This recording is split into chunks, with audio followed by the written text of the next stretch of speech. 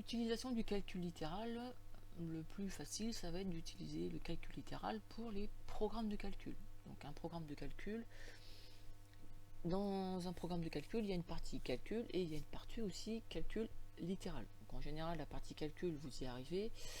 Pour ce qui est de la partie de l'écriture des expressions avec les x, c'est un petit peu plus compliqué. Donc là, j'ai mis 4 petits exemples assez faciles. Donc on va faire pour deux nombres et puis on va essayer d'écrire après avec x, puisque vous allez voir par la suite que bien un moment ou un autre dans les programmes de calcul, pour prouver qu'il se passe quelque chose dans ce programme de calcul, on est obligé d'en passer par les lettres. Alors programme 1, choisir un nombre, multiplier par 5, ajouter 4. Donc 4 fois 5, 20, 20 plus 4, 24. Donc franchement avec les nombres ça se fait tout seul. Pour moins 3 fois 5, moins 15 plus 4 ça fait moins 11. Maintenant pour x. Alors faire attention, ici c'est une multiplication, x multiplié par 5. Donc on a le droit d'écrire que ça fait 5x. Ajouter 4.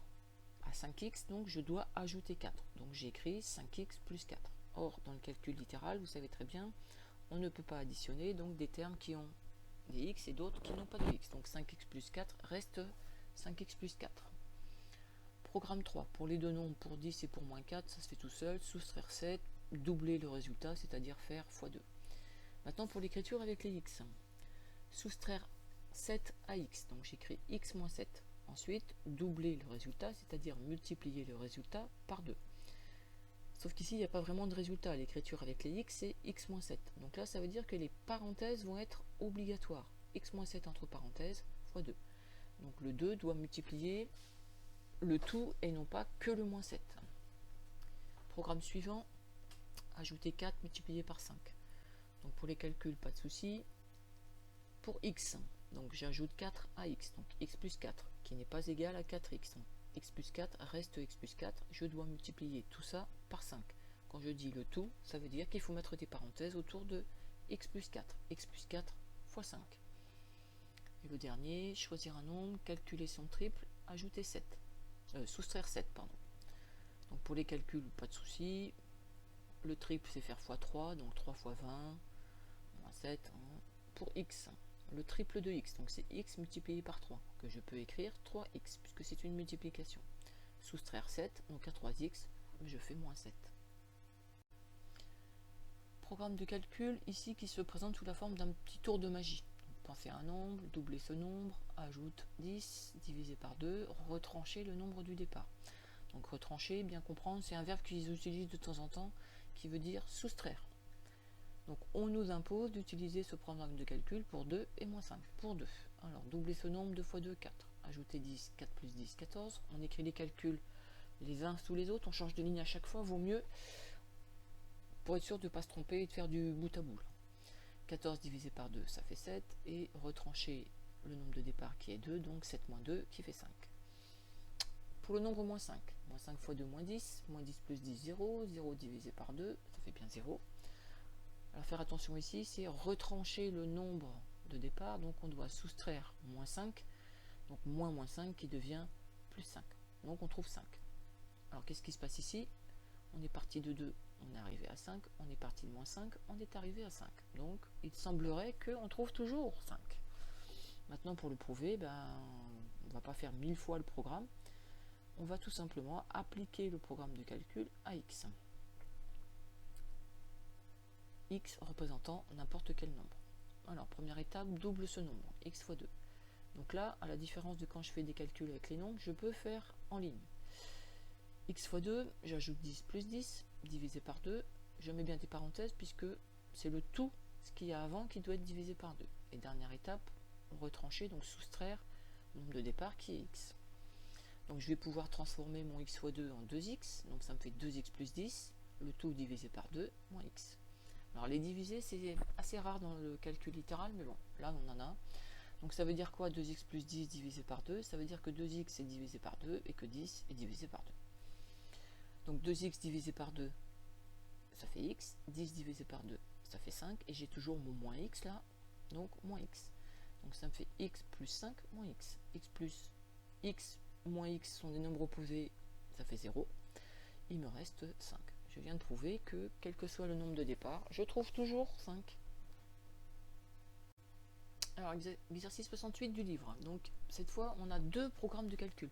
En général, quand on a un exercice comme ça veut dire que les deux programmes de calcul vont donner les mêmes résultats. Alors, on ne nous impose pas de nombre au départ, donc on choisit soi-même son nombre. Donc, moi, alors, c'était marqué 3 fois, je l'ai fait qu'une fois. Hein. Donc, j'ai choisi le nombre 5. Programme 1. Ajouter 3, donc 5 plus 3, 8. Multiplier le résultat par 8. Donc, 8 fois 8, 64. Donc, toujours avec le même nombre, 5, j'applique le programme numéro 2. Donc multiplié par 2, donc je fais 5 fois 2, 10, ajouter 6, 10 et 6, 16, multiplié par 4, 16 fois 4, 64. Effectivement, pour le nombre 5, programme 1, programme 2 donne le même résultat. Maintenant, il faut que je le prouve.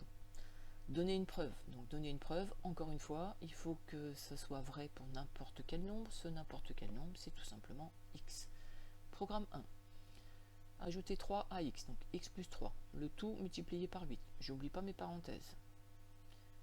Donc ici, si je laisse comme ça, j'ai pas une écriture très sympathique. Donc je vais essayer de maintenant me débarrasser des parenthèses. La seule chose qu'on sait faire pour se débarrasser des parenthèses, c'est distribuer. Donc je distribue 8 sur x et 8 sur 3. 8 fois x plus 8 fois 3. 8 fois x, 8x, 8 fois 3, 24. 8x plus 24. Voilà l'écriture, en fait, résumée, la formule, si vous voulez, du programme 1. Je fais la même chose au programme 2. Donc multiplier par 2, x fois 2, ajouter 6 plus 6, le tout multiplié par 4, donc j'oublie pas encore une fois mes parenthèses. On fait attention ici, x fois 2, c'est l'équivalent de 2x, donc ça me fait 2x plus 6, le tout fois 4. Encore une fois, je me débarrasse des parenthèses en distribuant 2x fois 4 et 4 fois 6.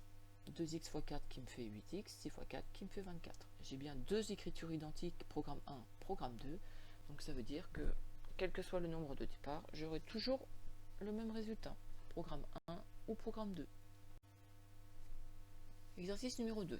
Alors, programme de calcul, choisir un nombre, lui ajouter 2, multiplier cette somme par le nombre de départ, retrancher au résultat le carré du nombre de départ. Encore une fois, le mot retrancher qui veut donc toujours dire soustraire. On nous impose d'appliquer ce programme de calcul pour le nombre 5 et le nombre moins 8. Pour le nombre 5, donc ajouter 2, 5 et 2, 7, multiplié par le nombre de départ qui est donc 5, 7 fois 5, 35. Retrancher le carré du nombre de départ. Donc le carré de 5, 5 au carré, c'est 25, donc je fais 35 moins 25 et je trouve 10.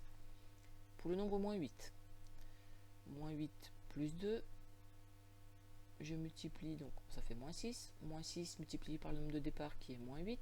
La règle des signes, moins par moins plus, 48. Je dois ensuite soustraire le carré du nombre de départ. Donc, attention, moins 8 au carré, un négatif par un négatif, donc au carré fait un positif. Donc il faut que je fasse 48 moins 64, puisque moins 8 au carré fait 64. 48 moins 64 me fait moins 16. Alors, on me demande, que remarques-tu? Alors, notation, qu'est-ce qu'on remarque? Pour 5, on était arrivé à 10. Pour moins 8, on est arrivé à moins 16. Mais il semblerait que le résultat final est le double du nombre de départ. On va donc le prouver, encore une fois, en utilisant x, et on aura ainsi prouvé que c'est vrai tout le temps. Donc j'applique mon programme de calcul à x. Ajouter 2, x plus 2. Multiplier le tout par x. Encore une fois, je mets des parenthèses autour de x plus 2. Ensuite, retrancher, donc soustraire le carré de x, qui est donc x au carré. J'ai une écriture parenthèse. Pour me débarrasser de mes parenthèses, je distribue. X fois x plus x fois 2. X fois x, ça me fait x au carré. 2 fois x, ça me fait 2x. Et j'ai toujours mon moins x au carré. Qu'est-ce que je remarque? X au carré moins x au carré sont des opposés. Ça s'en va. Il me reste 2x. 2x, c'est quoi? C'est 2 fois x. C'est donc le double de x. C'est donc le double du nombre de départ. On a donc prouvé que ça marche tout le temps. On obtient bien le double du nombre de départ. Exercice 2. Choisir un nombre, multiplier ce nombre par 0,25, ajouter 5, multiplier par 4, soustraire 2. Pas de choses compliquées, ce sont que des mots qu'on comprend. On nous impose donc comme nombre de départ 1, moins 2 et 10. Donc pour le nombre 1, une fois 0,25, 0,25. Ajouter 0,5, attention, c'est 0,50, donc 0,25 plus 0,5, donc 0,50 ça fait bien 0,75, fois 4 ça fait 3, et 3 moins 2 ça fait 1. Pour le nombre moins 2, moins 2 fois 0,25, moins 0,5, ou moins 0,50, c'est pareil, moins 0,5 plus 0,5, ça fait 0, 0 fois 4, ça fait 0, et 0 moins 2, ça fait moins 2. Pour le nombre 10, 10 fois 0,25, 2,5, 2,5 plus 0,5, ça fait 3, 3 fois 4, ça fait 12, et 12 moins 2, ça fait 10. On nous demande donc que peut-on conjecturer. Cette conjecture est-elle vraie ou fausse? Donc conjecturer, ça veut dire qu'est-ce qui se passe pour ce programme de calcul. Pour ça, on regarde toujours nombre de départ, nombre d'arrivée. Donc pour le nombre 1, j'arrive à 1. Pour moins 2, j'arrive à moins 2. Pour 10, j'arrive à 10. Donc le résultat final est en fait égal au nombre de départ. Pour le prouver, je vais appliquer mon programme de calcul à x. X fois 0,25 plus 0,5, le tout fois 4. Ensuite, moins 2 à la fin. Alors, x fois 0,25, ça fait 0,25x, plus 0,5, le tout fois 4, moins 2. J'ai des parenthèses. Pour me débarrasser des parenthèses, je vais distribuer 4. 4 fois 0,25x, plus 4 fois 0,5, et avec mon moins 2 qui est toujours là. Alors, qu'est-ce qui se passe? 4 fois 0,25, ça fait 1, donc 1x. 4 fois 0,5, ça fait 2, plus 2, et j'ai toujours mon moins 2 qui est là depuis le début. Donc je me retrouve avec x plus 2 moins 2. 2 moins 2, ça fait 0, il me reste x. Donc au départ j'avais x, à l'arrivée j'ai x, j'obtiens bien le nombre de départ comme résultat final. J'ai donc prouvé la conjecture. Exercice suivant, encore sous forme de deux programmes de calcul. Il faudra donc prouver que les deux programmes de calcul donnent exactement la même chose. On nous impose comme nombre de départ 2, moins 3 et 4. Alors, en bas, programme 1 pour 2. J'ai fait en ligne que j'ai pas trop de place. Donc, ajouter 6. 6 plus 2, 8. Multiplié par moins 2, 8 fois moins 2, moins 16. Ajouter le quadruple. Donc, le quadruple, c'est donc 4 fois le nombre de départ. Mon nombre de départ, c'est 2. Donc, 4 fois 2, 8. Moins 16 plus 8, ça fait moins 8. Pour le nombre moins 3, j'ajoute 6. Moins 3 plus 6, ça fait 3. Multiplié par moins 2, 3 fois moins 2, moins 6. Le quadruple, 4 fois moins 3, ça fait moins 12. Donc, moins 6 plus moins 12, moins 18. Pour le nombre 4, ajouter 6, 4 et 6. Donc là, j'ai tout fait en ligne. 4 et 6, 10. 10 fois moins 2, moins 20. Moins 20 plus 16, moins 4. 4 fois 4. Et le quadruple du nombre de départ. Ça, c'était pour le programme 1. Je fais la même chose avec le programme 2. Alors, le programme 2, c'est soustraire 3. Ensuite, multiplier le résultat par 4 et soustraire le double. Donc, soustraire 3 à 2, ça fait 2 moins 3, ça fait moins 1. Moins 1 multiplié par 4, ça fait moins 4. Soustraire le double de 2, donc c'est de 4. Moins 4, qui fait moins 8. Pour moins 3, donc moins 3, ça fait moins 6. Multiplié par 4, ça fait moins 24.